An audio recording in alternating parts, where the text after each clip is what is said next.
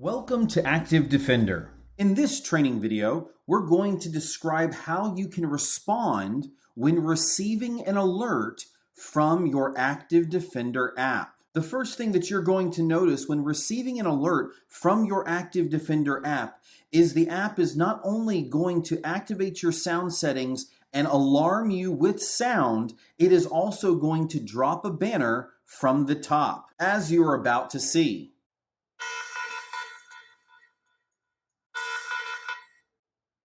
You'll want to tap the banner to open the app.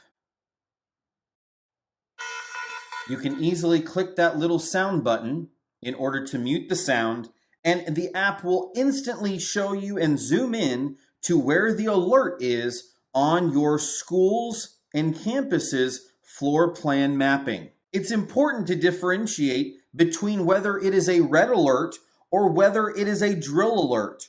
Drill alerts will show up in yellow, whereas red alerts will show up in red.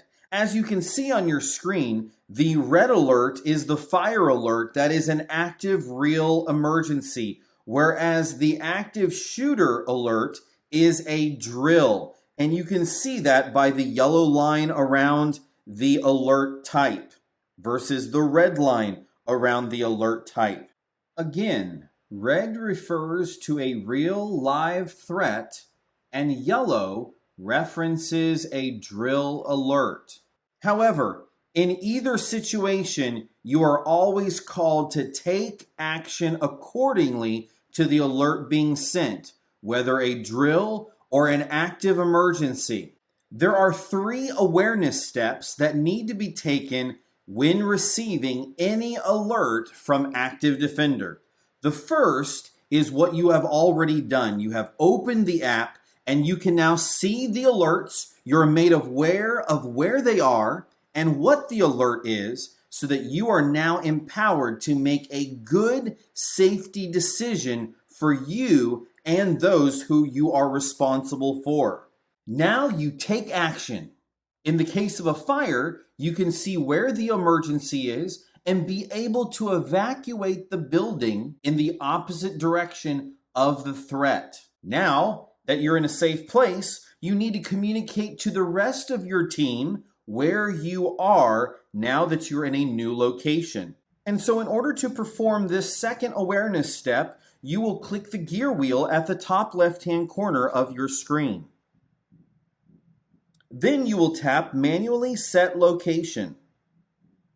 You will select where on the map you are now, and then click Set Position. It will now communicate where you are on the map. You may have noticed that when we went to the gear wheel, there was an option to use My Device GPS. You can use that as a successful option to communicate your new location. But you must be made aware that it can take from 5 seconds up to 3 minutes for satellite GPS to get a ping on your device location. So if it does take longer than you would prefer, Manually Set Location is always the best choice.